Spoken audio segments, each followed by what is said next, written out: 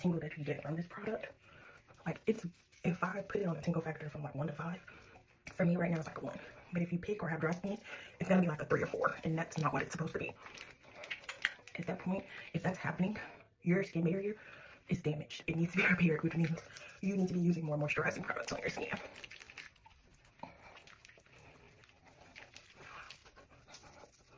Okay. So I'm gonna wipe this off, and I'm gonna pay it. I'm gonna start at the top. If I was doing somebody's facial, I would never start there, but because that's such a weird place to like do it, I'm gonna do it on myself.